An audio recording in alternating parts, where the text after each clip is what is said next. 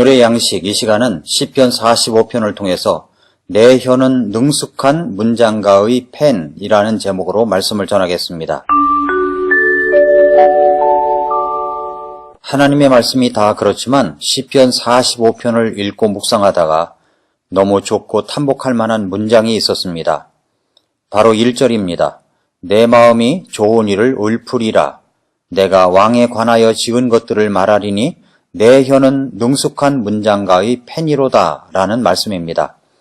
내 혀는 능숙한 문장가의 펜이라고 했는데 이런 문학적 구절이 눈에 들어와 감탄을 했습니다.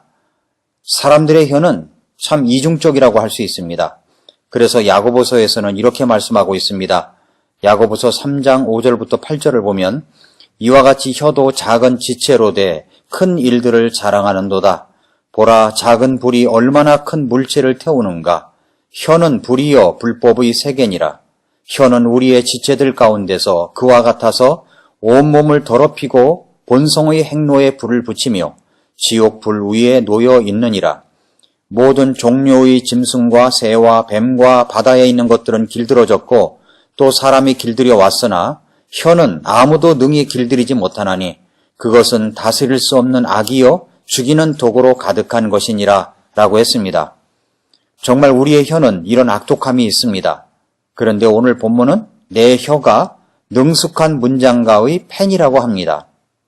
로마서 3장 10절부터 18절에 보면 이것은 기록된 바 의로운 자는 없나니 단 한 사람도 없으며 깨닫는 자도 없고 하나님을 찾는 자도 없으며 그들이 다 길에서 벗어나 함께 무익하게 되고 선을 행하는 자가 없나니 단 한 사람도 없도다. 그들의 목구멍은 열린 돌무덤이라. 그들이 자기 혀로 속임수를 쓰나니 그들의 입술 밑에는 독사의 독이 있고 그들의 입은 저주와 쓴 것으로 가득하며 그들의 발은 피 흘리는 데 빠름으로 파멸과 고통이 그들의 길에 있어 그들이 화평의 길을 알지 못하였고 그들의 눈앞에는 하나님을 두려워함이 없느니라 함과 같으니라 라고 했습니다. 우리들의 목구멍이 무덤이 열려 있어 더럽고 추한 냄새가 나는 것과 같다고 합니다. 왜냐하면 혀로 하나님을 속이고 사람들을 속이는 속임수를 쓰기 때문입니다. 입술 밑에는 독사의 독이 있습니다. 입은 저주와 쓴 것으로 가득합니다. 발은 피 흘리는 데 빠릅니다. 그래서 나아가는 길마다 파멸과 고통이 그 길에 있고 화평도 모르고 살아갑니다. 더군다나 하나님을 두려워함이 없습니다. 요약하자면 내 혀가 악독하다는 말입니다. 그런 혀가 진정 내 혀가 능숙한 문장가의 펜이 될 수 있는 것입니까? 성경은 있다고 이야기합니다. 시편 5편 9절에서 그들의 입에는 신실함이 없사오나 그들의 속은 심히 사악하고 그들의 목구멍은 열린 돌무덤이요 그들은 혀로 아첨하나이다 라고 했습니다. 아첨하는 혀. 다윗은 시편 39편 1절에서 내가 말하기를 내가 내 길들을 조심하여 내 혀로 죄를 짓지 아니하리니 사악한 자가 내 앞에 있을 때 내가 재갈을 물려 내 입을 지키리라 하였도다 라고 했습니다. 내 혀로 죄를 짓지 않기 위해서 내 입에 재갈을 물리겠다고 합니다.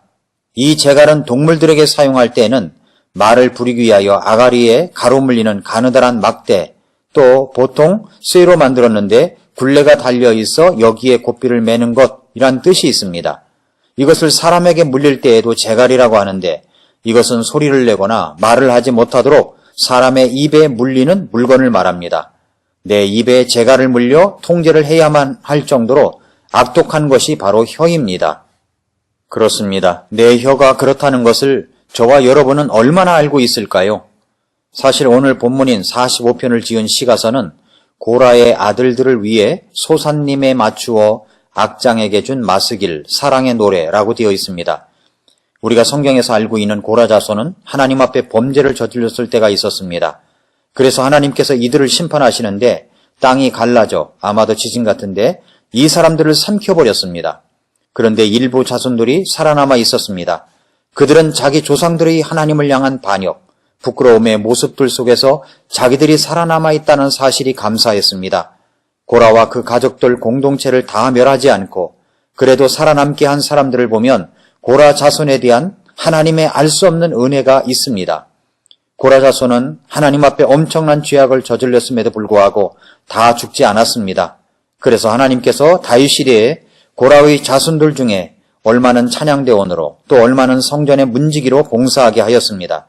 이들은 찬양대원으로 문지기로 있으면서 정말 행복했습니다. 그리고 그 하나님을 찬양하면서 그것을 기록으로 남겼습니다. 그들은 말합니다. 내 혀가 능숙한 문장가의 펜이라고 말입니다. 그리고 그들은 좋은 일들을 읊겠다고 말합니다.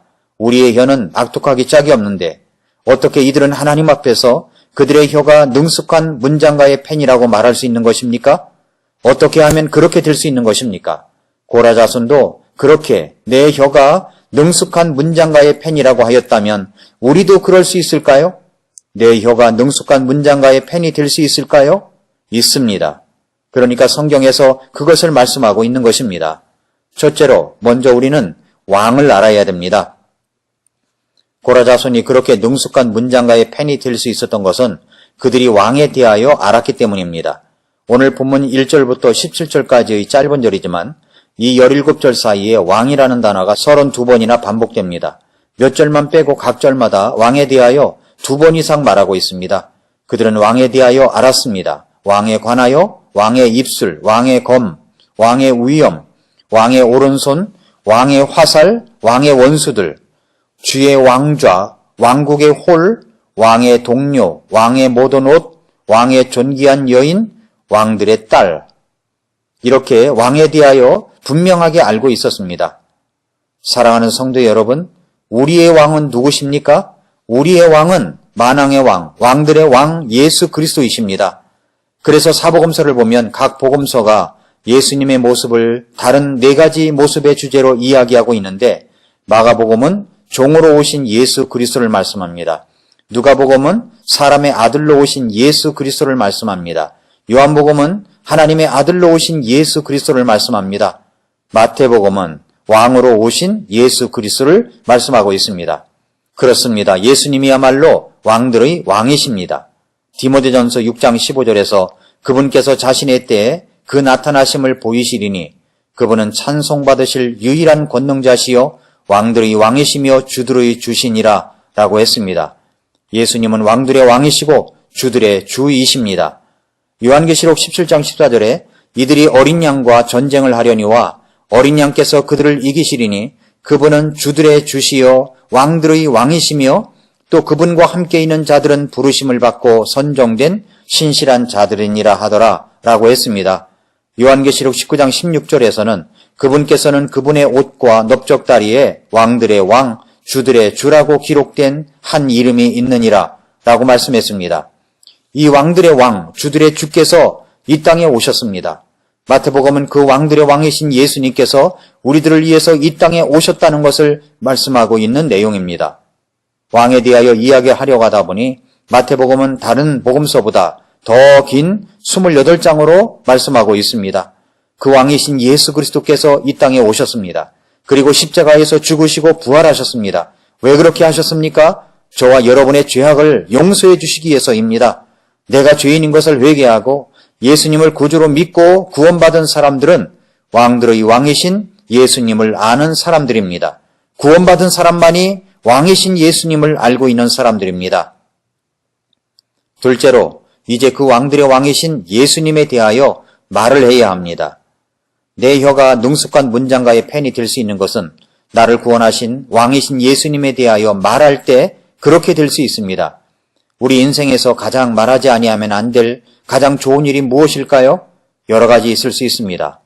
대학에 입학했다는 소식, 100번은 원서를 써야 들어갈 수 있다는 직장에 들어간 것, 짝을 만나 결혼한다는 것, 아기를 낳았다는 것, 사업에 놀라운 성공을 했다는 것, 모두 좋은 일들입니다.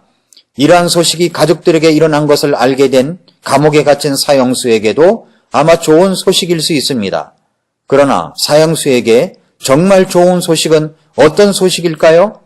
자신의 죄가 사면되고 석방된다는 소식일 것입니다. 우리가 그렇습니다.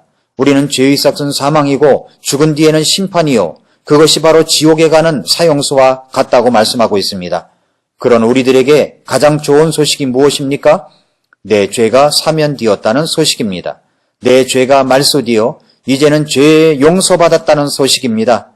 그런데 용서받은 것만 해도 감사한데 영원한 천국에 갈 수 있다는 소식을 들었을 때 얼마나 감사합니까? 그것이 바로 좋은 일이 아니겠습니까? 그래서 45편 1절에서 내 마음이 좋은 일을 읊으리라고 한 것입니다. 그 왕에 대하여 알고 구원받아 영생을 누릴 수 있다는 것이 좋은 일일진데 그것을 마음에 담고 있지를 못해서 내 마음이 좋은 일을 읊으리라고 말하고 있습니다.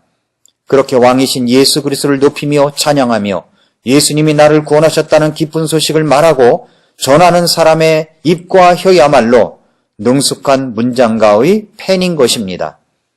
이제는 우리가 어떻게 살아야 합니까? 본문 45장 10절 11절을 보면 오 딸이여 듣고 깊이 생각하며 귀를 기울일지어다.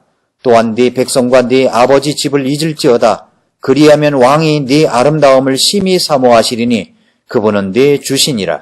너는 그분께 경배할지어다 라고 했습니다. 우리는 이제 하나님의 말씀을 듣고 깊이 생각하며 귀를 기울이는 자가 되어야 합니다. 이제는 과거에 묶였던 옛 생활들을 모두 잊어버리고 오직 왕 중에 왕이신 예수님을 바라보며 살아가야 합니다. 그렇게 했을 때 어떤 일이 또 일어납니까? 왕이 네 아름다움을 심히 사모하리니 라고 했습니다. 내가 뭐 아름다울 것이 있습니까? 그런데 내가 말씀에 귀를 기울이고 옛것은 지나갔으니 새로운 창조물로서 살아갈 때 그것이 우리 주님의 눈에는 심히 아름답게 보여 사모하신다고 너무나 사랑하신다고 말씀하시는 것입니다. 45편 말씀은 1시간을 이야기해도 못다할 내용입니다. 사랑하는 성도 여러분, 내 혀가 능숙한 문장가의 펜이 된다는 것, 우리 주님의 펜이 되어 왕 대신 예수님의 좋은 소식을, 좋은 일을 읊을 수 있다는 것은 너무나 행복하고 가슴 벅찬 일입니다. 여러분이 구원받았다면 이제부터 여러분의 입으로, 혀로 능숙한 문장가의 펜으로 살아가십시오. 하나님께서 반드시 저와 여러분을 축복하십니다.